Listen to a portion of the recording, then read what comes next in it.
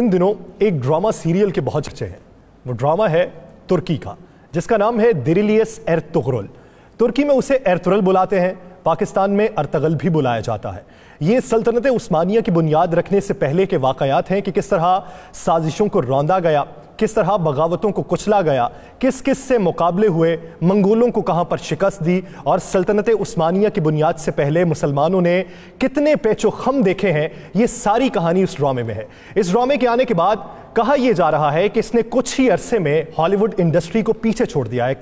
ہالی would industry میں بننے والی اب تک ڈرامہ سیریلز ایسے ہیں جس میں لغویات بھی سامنے آتی رہی, جس میں جسموں کی نمائش بھی ہوتی رہی, اور اس کا ایک عنصر یہ بھی سامنے آیا کہ اس سے ریٹنگ میں اضافہ ہوتا ہے. تو سوچئے کہ ایک ایسا ڈرامہ سیریل جس میں نہ تو لغویات ہیں نہ جسموں کی نمائش کی گئی ہے, اس کے باوجود بھی اس کی اتنی ریٹنگ ہے, اور دنیا کے 50 سے زائد ممالک میں اس وقت وہ ٹاپ 10 کے اندر کنسیڈر کیا جا رہا ہے. اس کی وجوہات کیا ہیں؟ کیا اس سے اسلاموفوبیا کا خاتمہ ہو سکے گا؟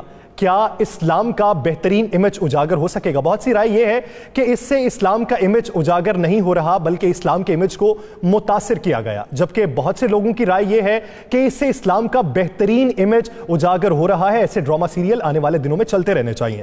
رانا صاحب, دو طرح کے نظریات ہیں. ایک نظریہ ان کا ہے جنہوں نے ڈرامہ دیکھا ہے, ایک نظریہ ان کا ہے جنہوں نے صرف سنا ہے. دونوں کے نظریات میں کس کا نظریہ بہتر ہے, اور یہ ڈرامہ سیریل اسلاموفوبیا کے خاتمے کے لیے کس حد تک مفید ہے؟ بسم اللہ الرحمن الرحیم. دیکھیں, یہ ایک وہ ڈرامہ ہے جو میں سمجھتا ہوں کہ ہماری آنے والی نسلوں کو بھی دیکھنا چاہیے, ہماری نوجوان نسل کو بھی دیکھنا چاہیے. پاکستان کے اندر یاسر اربوں ڈالر صرف پاکستانی قوم کی نسل کو بگاڑنے کے لیے بیرونی کوفتے خرچ کر رہی تھی. ہماری نوجوان نسل کو گمراہ کرنے کے لیے یہاں پہ این جی اوز کے ذریعے, یہاں پر مختلف ڈرامہ سیریز کے ذریعے, یہاں پر مختلف پروگراموں کے ذریعے, مختلف ورک شاپس کے ذریعے ہماری نوجوان نسل کو گمراہ کرنے کی کوشش کی جا رہی تھی. آپ دیکھیں, یہ ایک ایسا ڈرامہ ہے جس میں بتا دیا گیا ہے کہ اسلام سے بڑھ کر طاقت کوئی نہیں, جس میں بتا دیا گیا ہے کہ ہمارے لیے رسول پاک صلی اللہ علیہ وآلہ وسلم کی ہستی سب سے بڑی ہے. اب جس طرح قرآن پاک میں ہے نا, لقد کان لکم فی رسول اللہ اسوۃ حسنہ, کہ اپنی زندگی کو رسول پاک صلی اللہ علیہ وسلم کی زندگی کے مطابق بسر کرو, تو اس سے بہتر اور کچھ نہیں ہے. اس ڈرامے میں یہ سب کچھ دکھا دیا گیا ہے, اور اس ڈرامے میں وہ نشاندہی بھی کر دی گئی ہے جو آج جس پہ اربوں ڈالر خرچ ہو رہے ہیں نا, جو اربوں ڈالر آج خرچ ہو رہے ہیں پاکستان کے اوپر, تمام مسلم ممالک میں گمراہ کرنے کے لیے, ہمیں آپس میں لڑانے کے لیے, بے حیائی پیدا کرنے کے لیے. کیا نہیں ہو رہا آج کل؟ یہ اس وقت بھی ہو رہا تھا. آپ دیکھیں اس وقت مسلمان حکمرانوں کے وہاں پر کنیزیں کون تھیں, کس طرح ان کو ٹرین کیا جاتا تھا, کتنے پیسے ان پر خرچ کیے جاتے تھے, کس طرح ان محلوں کے اندر جو دوسرے غلام تھے یا فوجی بھرتی کیے جاتے تھے ان پر کتنے ڈالرز اس وقت کے پیسے خرچ کیے جاتے تھے, صرف کس لیے کہ مسلمانوں کو گمراہ کرو, ان کو اسلام سے دور لے کر جاؤ, ان کے خلاف سازشیں کرو, ان کو آپس میں لڑاؤ اور ان کا خاتمہ کر دو. آج وہی وقت ہے یسر, یہ بڑا اچھا فیصلہ ہے جس فیصلے میں یہ ڈرامہ دوبارہ دکھایا جا رہا ہے. دیکھیں, آج پھر وہی وقت آ گیا ہے کہ آج ہماری صفوں کے اندر, ہمارے گھروں میں ڈراموں کی صورت میں, ہمارے موبائلز پر نیٹ آن کریں آپ, فیس بک کی صورت میں, دیگر معاملات میں وہی چیزیں دوبارہ شروع ہو گئی تھی جو ارطغرل کے وقت میں تھی. یعنی ہمیں گمراہ کرنے کے لیے, نوجوان نسل کو گمراہ کرنے کے لیے ہم پر جو لاکھوں نہیں اربوں ڈالر خرچ کیے جا رہے تھے, اسی کام پہ ہو رہے تھے نا. اب یہ جو ڈرامہ, میں تو چیلنج سے کہتا ہوں جی, میں نے ایک دن ڈرامہ, جس دن آپ نے ذکر کیا, میں نے ڈرامہ دیکھنا شروع کیا, اور قسم لے لیں اب گھر جا کے ٹی وی نہیں دیکھتا. اور رانا صاحب, اس میں بچوں سے لے کے بڑوں کی عمر تک کے لوگ, یعنی ہمارے جو گھر والے ہیں یا بڑے جو ہیں, وہ ڈرامہ سیریل دیکھنے پہ اعتقاد نہیں رکھتے. حالانکہ گھر پہ کوئی اگر ڈرامہ دیکھ بھی رہا ہوتا تھا نا تو 2-4 باتیں سنا دیا کرتے تھے, بند کرو, یہ کیا مذاق ہو رہا ہے. لیکن اس وقت بڑے سے لے کے چھوٹے تک ہر کوئی اس میں اتنا محو ہے, نہ ٹائم کا پتہ ہے نہ کھانے پینے کا پتہ ہے, سب اس میں محو ہے. تو کچھ نہ کچھ بات تو اس میں ہے. دیکھیں بڑی اچھی, دیکھیں میرے بچوں نے بھی مجھے کہا, اور کہ جب رسول پاک صلی اللہ علیہ وسلم کا نام لیتے ہیں تو سب اس طرح ہاتھ رکھ کے یہ ادب سے ہو جاتے ہیں, اور جب وہاں پر دیکھتے ہیں کہ برا وقت آنے لگا ہے, آپ دیکھیں ہر مسلمان حکمران جو ہے, کامیاب حکمران, اس کے پیچھے ایک روحانی طاقت ہوتی ہے. روحانی طاقت کون ہوتی ہے؟ وہ طاقت جسے اللہ نے جس کی ڈیوٹی متعین کی ہوتی ہے. تم جا کر اس مسلمان کو بتاؤ کہ تمہارے راستے کیا ہیں, تم نے کس راستے سے چلنا ہے, کس طرح تم نے ہزاروں کے لشکر کو شکست دینی ہے چند لوگوں کے ساتھ. لیکن رانا صاحب آپ شاید ذکر کر رہے ہیں اس کے کردار ابن العربی کے حوالے سے. بالکل, ابن العربی کے حوالے سے بھی سوشل میڈیا پہ آج کل بحث چل رہی ہے, یہ تو سب غلط ہے, یہ تو اسلام کے تشخص کو پامال کیا جا رہا ہے, نئی ہسٹری بنائی. آپ اسی ڈرامے میں دیکھیں وہ حضرت خضر علیہ السلام کا ذکر کرتے ہیں, غلط کہہ رہے ہیں نا, جو علماء کرام کہہ رہے ہیں وہ غلط کہہ رہے ہیں. آپ اس ڈرامے میں دیکھیں, اس ڈرامے کی 35ویں قسط ہے کہ جب وہ ارطغرل بڑا پریشان ہوتا ہے تو آپ یاد کریں کہ وہ ہم عربی جو ہیں وہ آ کے کیا کرتے ہیں, وہ آپ کو اس سے مثال دیتے ہیں کہ حضرت خضر علیہ السلام کی, کہ ان کے اوپر جب وقت آیا وہ آب شفا والا, وہ سارا واقعہ جب انہیں سناتے ہیں. اور یہ کیوں, یہ مجھے نہیں سمجھ آتی. ہمارے علماء کرام اگر ہمیں پہلے دن سے, میں معذرت سے کہہ رہا ہوں, سارے علماء کرام نہیں, چند علماء کرام جو سوشل میڈیا پہ بڑے متحرک ہیں, میں ان سے درخواست کروں گا کہ یہ اسلام کی ایک تاریخ ہے, اس میں یہ وہ ڈرامہ ہے جسے آپ فیملی کے ساتھ بیٹھ کر دیکھ سکتے ہیں. یہ وہ ڈرامہ ہے جو اس وقت میں ہمیں ان قوتوں سے نجات دلا سکتا ہے جو ہماری نوجوان نسل کو اسلام سے, ماں باپ کے رشتے سے, ماں باپ کے رشتے کے تقدس سے دور کر رہے تھے. یہ وہ ڈرامہ ہے. رانا صاحب ایک چھوٹی سی اور بات, ایک اپلیکیشن ہے, اس کے اوپر موویز پڑی ہوتی ہیں, تو اس کے اوپر اگر آپ پہلے کچھ عرصے پہلے جا کے دیکھیں تو سب ہالی ووڈ کے جو ڈراما سیریز تھے وہ ٹاپ 10 میں آتے تھے.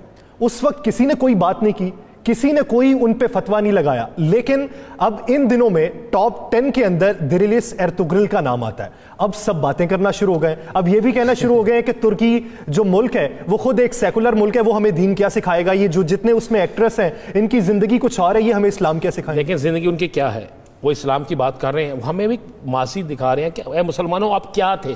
آپ کو پتہ ہے اس ڈرامے کو انڈیا کے اندر بین کر دیا گیا. انڈیا کے اندر اگر کسی کا موبائل پکڑے اور اس کے موبائل پہ اس ڈرامے کی کوئی پکچر بھی ہو تو اس کو سزا دی جاتی ہے. آپ کو پتہ ہے کہ کچھ اسلامی ممالک کے اندر جو برائے نام اسلامی ممالک رہ گئے ہیں, اس ڈرامے پر پابندی لگا دی گئی. کیوں لگا دی گئی؟ یہ ڈرامہ ایک تاریخ ہے.